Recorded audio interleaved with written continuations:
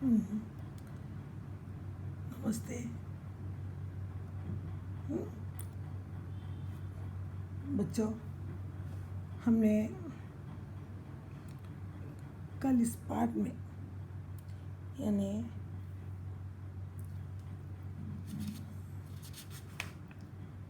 कविता के बारे में हमने पद्माकर राव जी से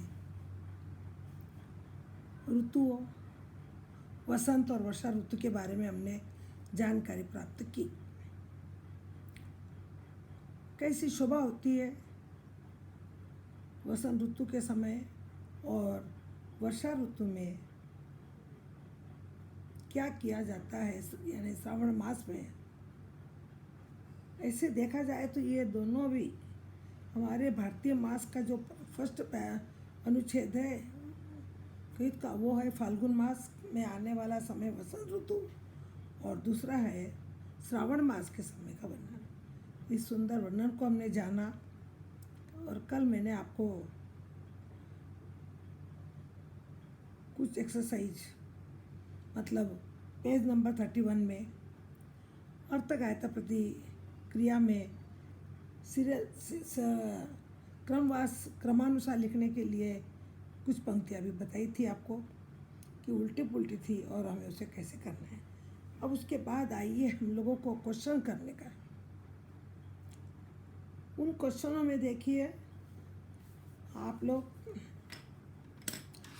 पहला क्वेश्चन 5 या 6 को मैंने, ये 4 मार्क्स के अंक का क्वेश्चन है। कवि ने वसंत ऋतु का वर्णन किन किन उदाहरणों से किया है? आप इसी ऋतु का वर्णन किन उदाहरणों के द्वारा करना चाहोगे? इस क्वेश्चन का उत्तर आपको लिखना है। दूसरा, सावन को मन भावन क्यों कहा गया? पहली बात तो मन भावन का अर्थ समझना है आपको। अगर आप मन भावन अर्थ समझ लेंगे कि मन को पसंद आने वाला, ये सावन ऋतु, ये सावन महीना आपको अति पसंद क्यों आया, या सबको पसंद ऋतु क्यों है, क्यों कहा गया, उसके बारे में आपको लिखना है। क्या विशेषता है इस श्रावण मास में जो सबको पसंद आता है? इस दोनों क्वेश्चन को आप अपने पढ़ाए गए पाठ के कविता के आधार पर आपको अपने उन विचारों से लिखना है, ताकि पढ़ाए गए पाठ के आधार पर लिखोगे और किसी की मतलब वर्क बुक की सहायता न करते हुए लिखोगे तो आपका वो आंसर आपके दिमाग में ऐसा फिट बैठेगा कि आपको कभी उसका भूलेंगे नहीं आप। अब उसी के अंदर अभिव्यक्ति सृजनात्मक में आप देखिए कि आपको सेकंड बीज दिया है, यानी आ। अब आ में देखिए, पद्माकर ऋतु वर्णन के श्रेष्ठ कवि माने जाते हैं, पाठ के आधार पर सिद्ध कीजिए।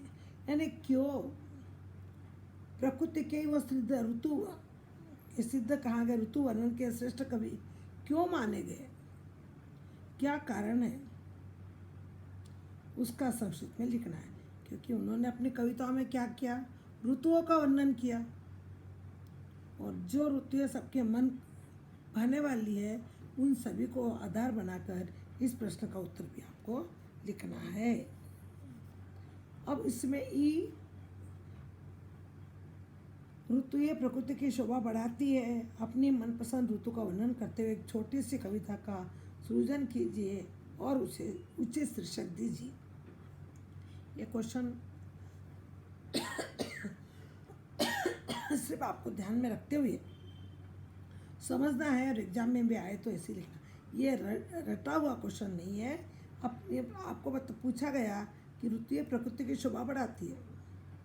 आपको मालूम है सावन ऋतु आता है तो हमारा वातावरण कैसा बनता है, पेड़ पौधे कैसे होते हैं, जगह जगह क्या छाई होती है, कौन सा पक्षी बहुत खुश होता है, इस समय कौन से पक्षी का बोलने का समय है, और यह ऋतु सबको क्यों आनंदित है। जैसे मैं एग्जाम्पल आपको वर्षा ऋतु का बता रही हूँ, तो वर्षा ऋतु में कौन बोलता है, वर्षा के आने के पहले कौन नाचता है, वर्षा ऋतु में किसका बोलने का समय है, मेंढक। और बच्चे क्यों खुश होते हैं, अधिकतर कौन लोग खुश होते हैं पता है आपको, ये अपने और नाले से लिखिए। कौन खुश होता है, अधिकतर किसान, क्योंकि वर्षा ऋतु के आने के बाद उनकी यह भूमि, खेत की भूमि बहुत ही फसल देने लायक हो जाती है, बीज बोने के लायक हो जाती है, इसीलिए वो बहुत खुश होते हैं। बच्चे क्यों खुश होते हैं, इसका अनुमान है कि बच्चों को पानी में खेलना, पानी में छोटी छोटी नाव बनाकर डालना आदि सभी कैसे है, क्योंकि बच्चों को ऐसे तो पानी में कितना भी भीगा तो उनको ठंडी नहीं लगती है, और घर में अगर ठंडा पानी डालो तो उनको जल्दी से सर्दी लग जाती है। तो उनकी अपनी अपनी खुशी, पानी ऊपर से गिरता हुआ पानी देखकर भी हम लोगों को भी बहुत आनंद आता है, और उसी समय जो इंद्रधनुष आता है उसको भी देखकर हमें अति आनंद होता है। ऐसे कई कारण हैं जिसको आप लिखकर इस पाठ के आधार पर यह सिद्ध कर देना है कि पद्मा का ऋतु वर्णन के प्रकृति ऋतु या प्रकृति की शोभा बढ़ाती है। जैसे ठंडक, शीतकाल में शीतलता अच्छी लगती है, गर्मी काल में ऐसा नहीं कि हमेशा गर्मी गर्मी हो, हमेशा सर्दी सर्दी हो, हमेशा पानी पानी हो। ये ऋतुएं जैसे जैसे बदलती है वैसा हमारा मन में आनंद होता है। उस सबको बताते हुए आप कोई ऐसी एक कविता को बनाना है, और फिर उस कविता को नाम भी शीर्षक यानी नाम देना है, टाइटल बोलते हैं। इसको आपको सिर्फ समझना है, लिखना नहीं है नोट्स में। दूसरा, सुंदर मधुर शब्द चयन और अलंकार भाषा की शोभा में चार चांद लगाते हैं। पद्मा करके कविता की पुष्टि करते हुए इसे स्पष्ट कीजिए। इसको भी आप लिखो मत, बस समझिए, इसके बाद में सोचिए। अब देखिए भाषा की बात में आइए। पेज नंबर आपकी पाठ्य पुस्तिका का 31। ठीक है, हर एक पुस्तकों में कोई थोड़ा बहुत पेज चेंज भी हो सकता है, पुरानी और नई पुस्तकें इस हिसाब से। तो इसमें देखिए आपको भाषा की बात में सूचना पढ़िए और उसके अनुसार कीजिए। सूचना यानी ब्रैकेट में आपको सूचना दी गई है, दिए गए शब्दों को क्या करना है वो आपके ब्रैकेट में वो सूचना है, उसके अनुसार देना है। अब यहाँ पर हमको सूचना मिली है मलाहर, मेह, कुंजन। अब पर्यायवाची शब्द लिखिए इसका, यानी एक शब्द के दो अर्थ लिखिए। तो देखिए यहाँ पर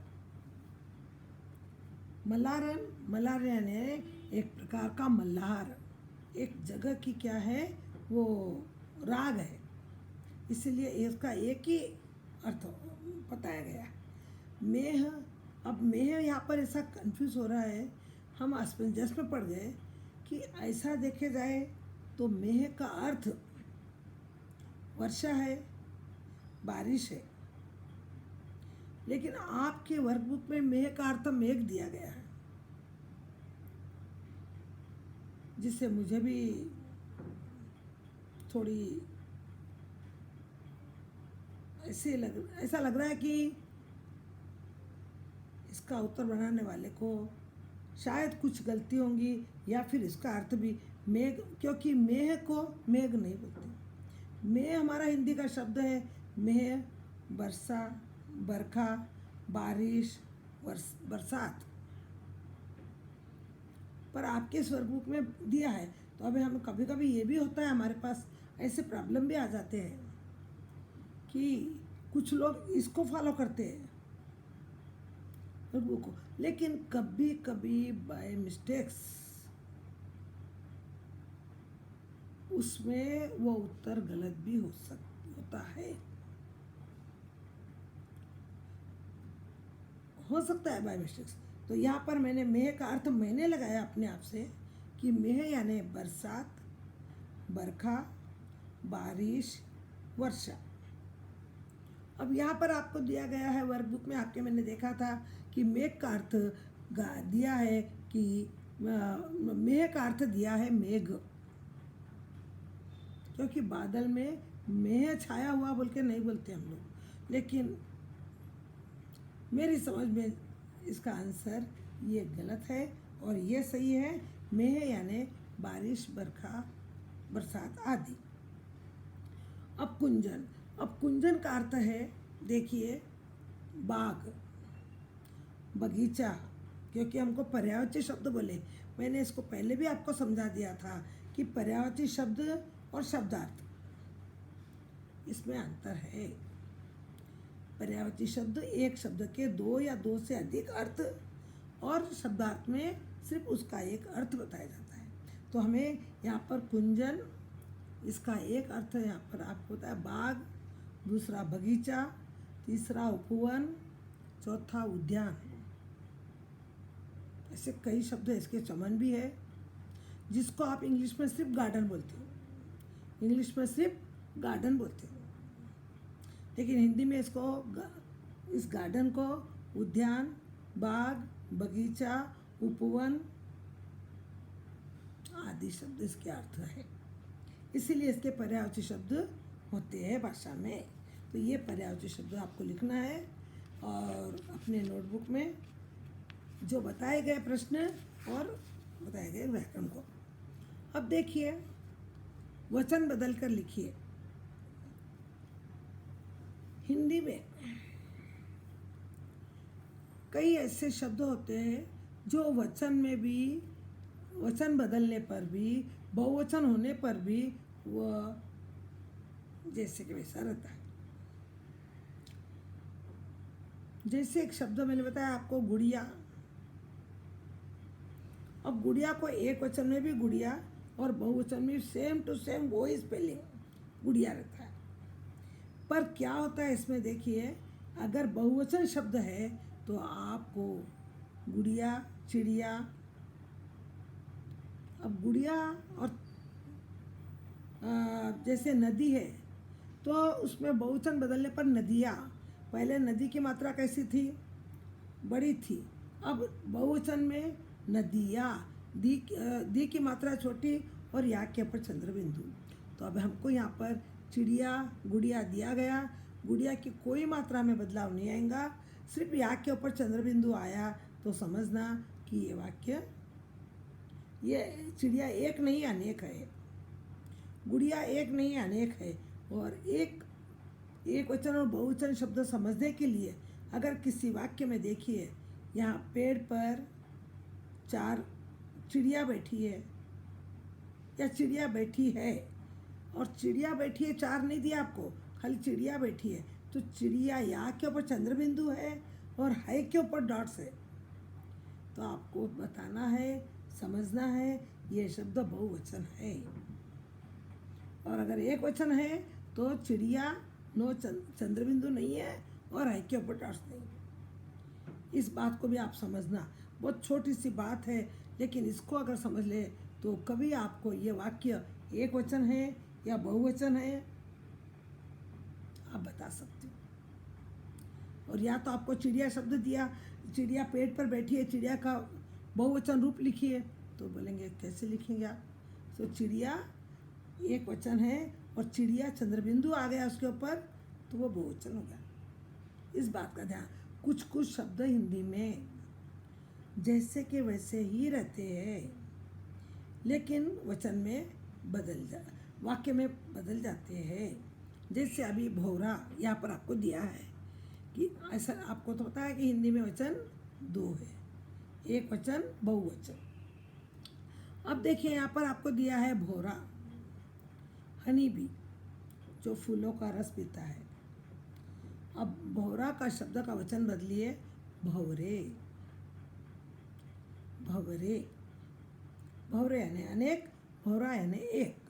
अब यहाँ पर मोर दिया है, मोर को मोरे नहीं बोलते, मोरो नहीं बोलते, मोर सेम टू सेम एक वचन में भी मोर और बहुवचन में भी मोर। देखिए मैंने बताया इसको, अगर इसको हमको पहचानना है, इस वाक्य को जिसमें मोर शब्द आया है लेकिन वाक्य है वो, और आपका क्वेश्चन है कि आपको इसमें वचन पहचानिए या वचन बदल कर लिखिए।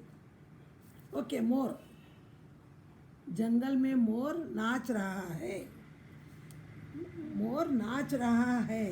अब इस वाक्य से हमको समझना है कि इसमें मोर क्या है, एक वचन है। और अगर वही सेंटेंस आपको दिया गया, जंगल में मोर नाच रहे हैं, क्रिया बदल जाती है यहाँ क्रिया बदल गई, रहे हैं, तो समझना आपको कि वहाँ पर एक मोर नहीं अनेक मोर है। रहा का रहे, है के ऊपर डॉट्स, पर मोर सेम टू सेम रहेगा। तो इस बात का ध्यान रखना, कुछ शब्द ऐसे होते हैं जिसमें वाक्य बदल सकता है, क्रिया बदल सकती है, लेकिन शब्द नहीं बदलता। जैसे मोर, मोर एक वचन में भी मोर, बहुवचन में भी मोर। समझ में आया? ऐसे उदाहरण को ध्यान में रखते हुए सेंटेंस को पहचानना है। और कभी कभी ऐसा आता है आपको सेंटेंस के अंदर देखकर, इसमें ये शब्द एक वचन है या बहुवचन है, ये वाक्य सॉरी एक वचन है या बहुवचन है, तो आप उसको उस क्रिया को देखकर उसको पहचान सकते हैं कि ये क्या है। तो समझ में आया बच्चों आपको? वचन के बारे में ध्यान रखिए, हमें डेफिनेशन, उसकी क्रिया को, उसके कार्य को समझना चाहिए कि कुछ शब्द हिंदी में वचन में भी, एक वचन में भी और बहुवचन में भी एक जैसे होते हैं, लेकिन उनकी क्रिया बदल जाती है। तब हमको पता लगाना चाहिए कि ये वाक्य बहुवचन है और यहाँ पर एक नहीं अनेक मोर है। अब देखिए एक एक शब्द का लिंग पहचान कर वाक्य प्रयोग कीजिए। अब देखिए यहाँ पर, अब भौरा, अब इसका लिंग कैसे पहचानना है हमको? तो इसका भाव आपके ऊपर डिपेंड है कि भौरा, छवि और कर्म। अब इसको ये लिंग, कौन सा लिंग? भौरा। अब बताइए, ये लिंग बताई थी मैं आपको कि लिंग होते हैं 3, एक वचन, बहुवचन, सॉरी लिंग होता है स्त्रीलिंग, पुल्लिंग, नपुंसकलिंग। अब यहाँ पर भौरा आसान है, भौरा बोल तो मेल। मैंने आपको एक बात बताया था कि आकारान मात्रा आने वाला शब्द में वह शब्द क्या होता है? स्त्रीलिंग, पुल्लिंग होता है। इकारान मात्रा आने पर वह शब्द अधिकतर स्त्रीलिंग होता है। नॉन लिविंग थिंग का है ना नपुंसक लिंग का, तो हमको जिसमें अपने आप कुछ नहीं करता है वो, जैसे मेज है। अब मेज अपने आप चलता है क्या? आप उसको उठा के यहाँ वहाँ रखते हो, इसीलिए वो कौन सा लिंग हो गया? मेज, पुल्लिंग हो गया। कुर्सी, कुर्सी इकारान मात्रा आई, लेकिन वो भी वही है, नपुंसक लिंग है, क्योंकि जिसके अंदर वो खुद स्वयं काम नहीं करता है, वो लोग वैसे होते हैं। अब यहाँ पर हमको पहचानना है भौरा। एक एक शब्द का लिंग पहचान कर वाक्य प्रयोग कीजिए। पहले लिंग बताना है आपको, तो भौरा कौन सा लिंग है आपके लिए? बताइए कि भौरा है आपके लिए क्या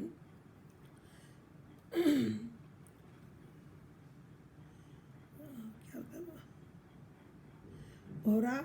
तो भौरा का लिंग क्या होगा? पुल्लिंग।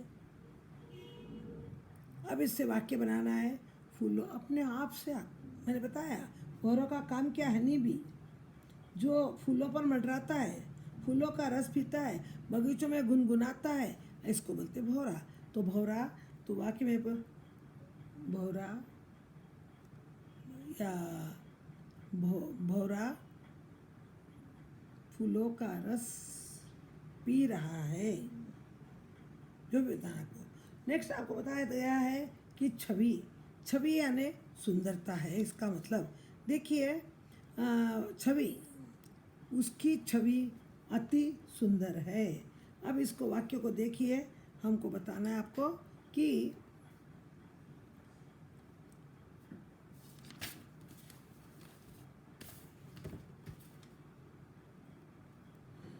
क्यों आया इसमें स्त्रीलिंग? छवि स्त्रीलिंग क्यों गया? क्या बताई थी मैं आपको? इकारान मात्रा आई। और इसका वाक्य बनाने पर देखो,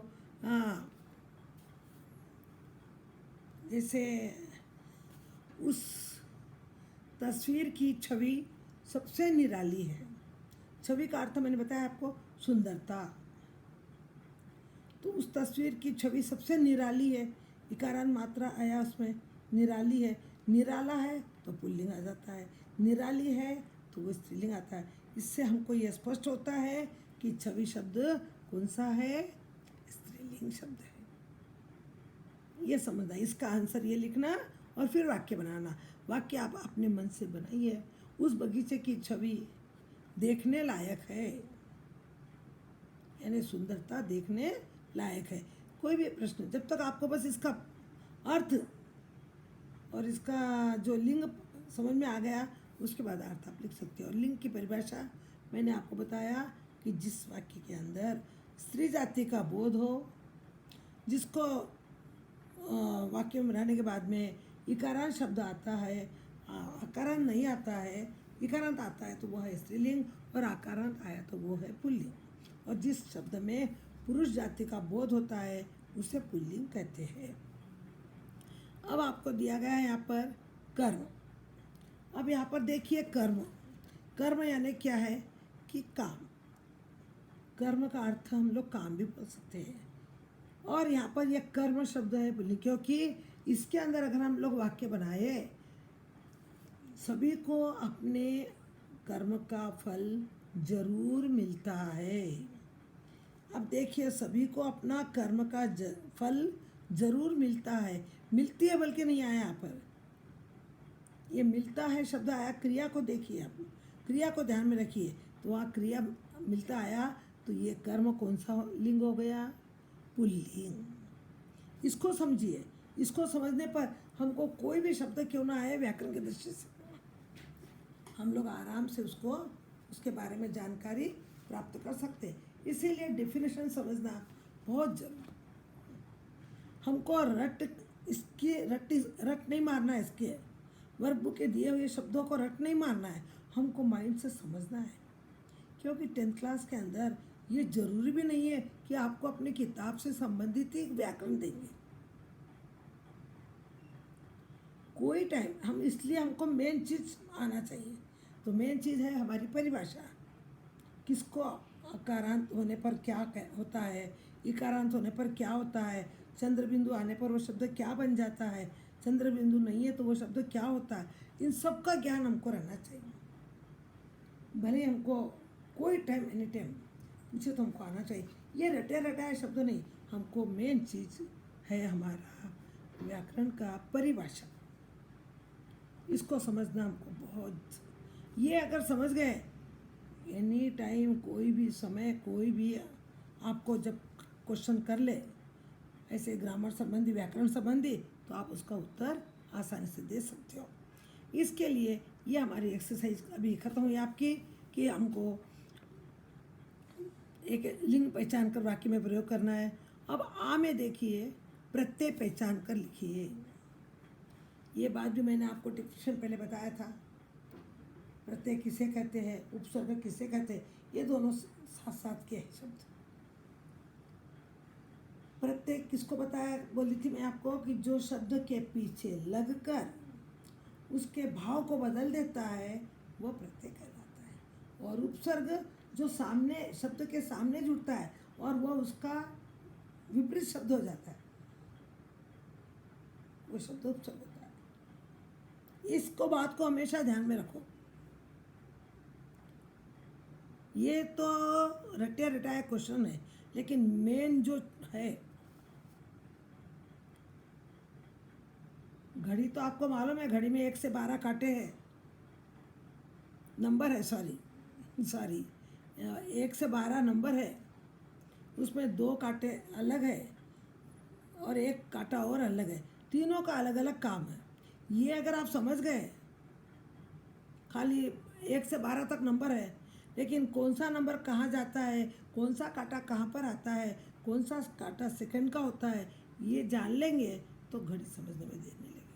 तो इसी प्रकार से हमको महत्वपूर्ण समझ में, मैंने विषय आपको शुरुआत करने से पहले, क्लास में शुरुआत होने के पहले ही मैंने ग्रामर आपको थोड़ा दोहराया था, उसका पुनरावृत्ति अभ्यास किया था। हो सकता है आपको ध्यान भी होगा। तो देखिए, महत्वपूर्ण, इसमें प्रत्यय है पूर्ण।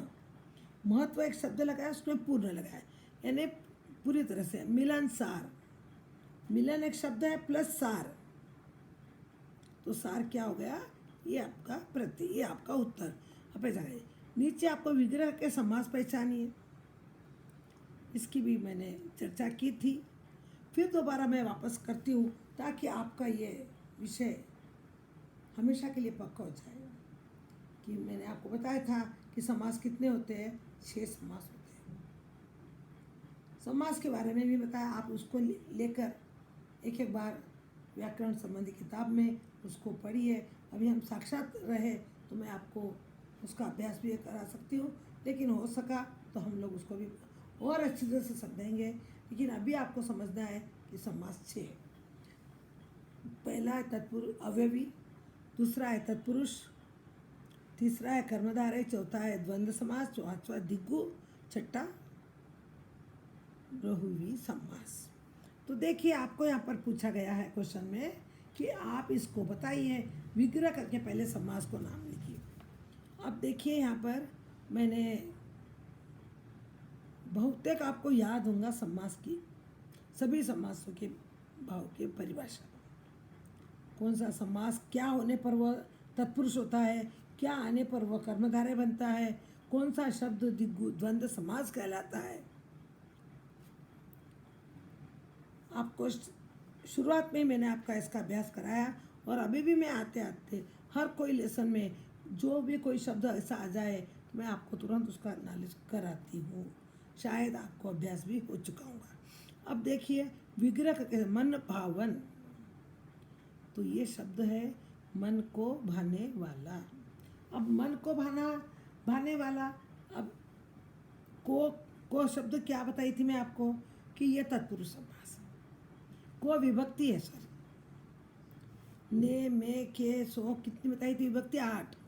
ने में के सो के पर लिया आदि, ये शब्द क्या होते हैं जिसमें आते हैं विग्रह करने पर।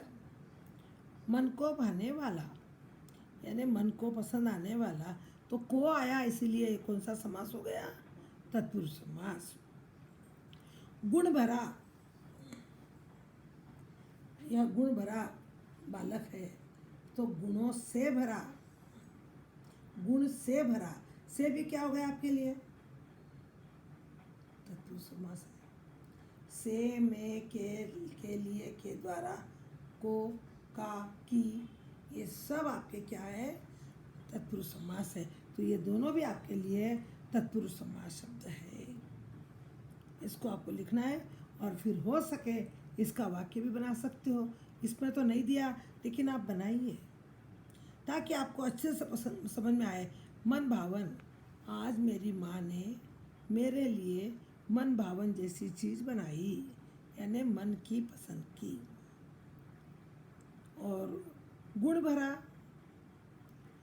गुण भरा से आप वाक्य बना सकते हैं कि वह बालक गुणों से भरा हुआ है, यानी उसके अंदर बहुत बुद्धि है, बहुत अच्छे टेक्निकल है। इसको यहाँ वाक्य में प्रयोग करने के लिए नहीं दिया गया, लेकिन मैंने आपको समझाकर उसका अर्थ और भी अच्छा तरह समझ में आए इसके लिए बताया। अब देखिए, इन्हें शब्दकोश क्रम में लिखिए। ये तो आपको एग्जाम में बहुत कम ही आता है, लेकिन आए तो भी, जैसे मैंने पहले ही आपको बताया था, पहले हमने एक एक्सरसाइज में किया था। देखो, अर्थगायता में कि पाठ क्या पंक्तियाँ सही जो है, यानी इसको उल्टा पुल्टा लिखा हुआ है।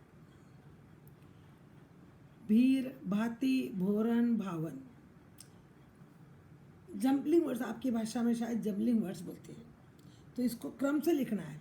तो इसमें क्रम से लिखने के लिए देखिए, आपके पास में शब्द आया है पहला, इसको पहले भीर दिया है, बाद में भांति दिया है, फिर भोरन और फिर भावन। तो यहाँ पर अपने कविता को आधार में रखकर कि पहला आता है भांति। देखिए आपके पेज नंबर, सॉरी नहीं, हाँ, भीर, भांति, भोरन, भावन।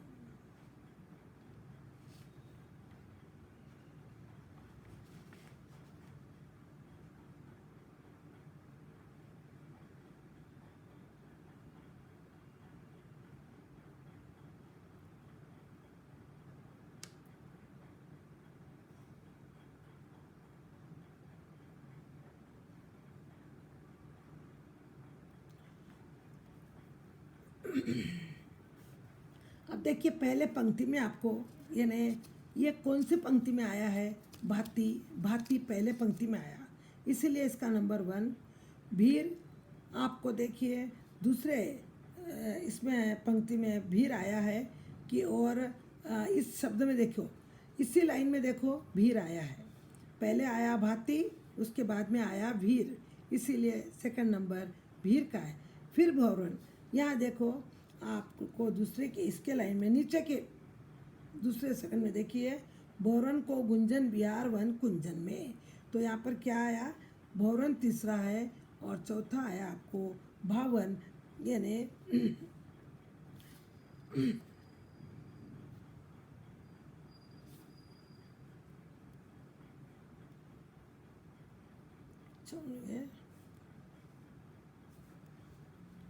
कुंजन भरत बीर छुरन पद्माकर।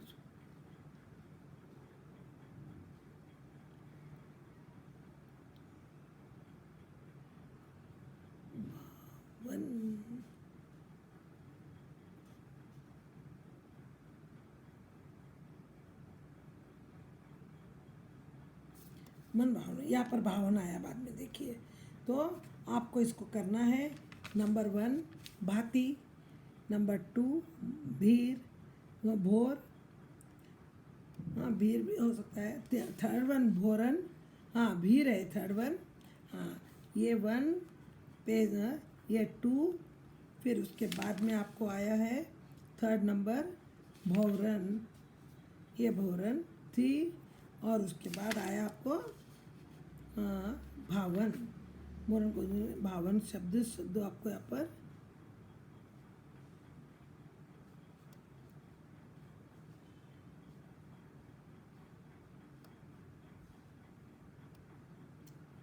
भावन बोलते, यहाँ पर आया आपको ये चौथा, देखिए कि यहाँ पर आपके लाइन में नीचे लगा हुआ है, तो इस तरह से इसको सीरियल नंबर से हमको लिखना है।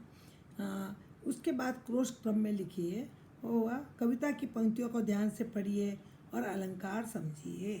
अब इसको हमको आपको एक बार समझना है, क्योंकि कुछ कुछ शब्द जैसे हम कुछ चीज़ होती है उसको अगर हम लोग कुछ सजा दे, अलंकार यानी गहना, और एक मट्टी की मूर्ति को भी अगर गहना पहना दो तो उसकी सुंदरता फैल जाती है।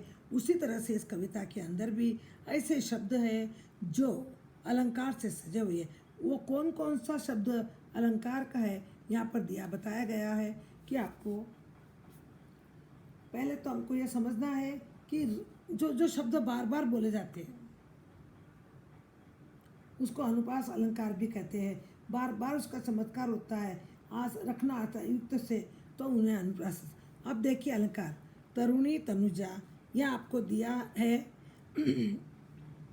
और रस और रीति और राग और रंग। अब यहाँ पर आपको समझना है कि कौन सा शब्द का इसमें ये होता है, और ये बार बार आने से कारण आप देखिए इन पंक्तियों में र और न का अधिक बार उच्चारण हुआ है, इसीलिए यह शब्द सौंदर्य अलंकार को झलकता है और इसे चमत्कार अलंकार कहते हैं। और र ये शब्द औरे तन औरे मन औरे बन हवे गए, इसमें औरे ये सब औरे र न, ये इस शब्दों का बार बार आवृत्ति हुई है और जिस कारण काव्य का सौंदर्य बढ़ता है। इसीलिए ये र न ये शब्द क्या है, अलंकार शब्द कहलाते हैं। पुनः इस वर्ष वर्ण देखिए, आपको यहाँ डेफिनेशन दिया आपके पाठ्य पुस्तिका में कि वर्ण शब्द की पुनरुक्ति हुई हो, इस तरह वर्ण या शब्द की आवृत्ति से काव्य सौंदर्य उत्पन्न होता है। अनुप्रास शब्द अनु प्लस प्र प्लस आस से बना है, जिसका अर्थ है अनु यानी बार बार, प्र यानी चमत्कार और युक्त आस यानी रखना। जहाँ चमत्कार युक्त ढंग से बार बार रखे जाए उसे अनुप्रास अलंकार कहते हैं। जैसे मैंने बार बार उस किताब को पढ़ा, अब ये बार बार भी अनुप्रास अलंकार है, यानी इसके ऊपर जोर दे के देखिए तो इसकी सुंदरता बता रहा है। क्यों पढ़े हमने बार बार, क्योंकि ये बहुत सुंदर है, इसीलिए ऐसे शब्दों को अनुप्रास अलंकार कहते हैं। इस तरह से इस कविता के जो एक्सरसाइज है, जो अभ्यास था भाषा ज्ञान का, वो मैं आपको बताया। अब इसी तरह से आपके किताब के अंदर छोटी सी परियोजना कार्य के आधार पर कोई ऐसी प्रकृति का रमणीय मनोहर सुंदर चित्र बनाइए, उसके ऊपर कोई कविता और उसमें कोई प्रकृति की, जैसे नदी है, नाले है, पहाड़ है, आसमान है, नभ है, कोई भी प्राकृतिक चीज़ का दृश्य बनाकर उसके ऊपर उसी से संबंधित एक कविता संक्षिप्त में आप लिखने का प्रयत्न कीजिए। इसके अनुसार आज का हमारा ये जो कविता थी पद्माकर की लिखी हुई, इसको हमने व्याकरण के साथ संपूर्ण किया है। आशा है कि आप लोगों ने सभी इसको समझा होगा। और ये मैं बार बार बोलती हूँ, आप हर एक लेसन के नाम लिखकर उसके अंदर जो चीज़ आपको समझ में नहीं आई हो तो उसका आप नोट करके रखिए, ताकि साक्षात्कार के समय हम उस विषय को ज़रूर लेंगे। धन्यवाद चिल्ड्रन।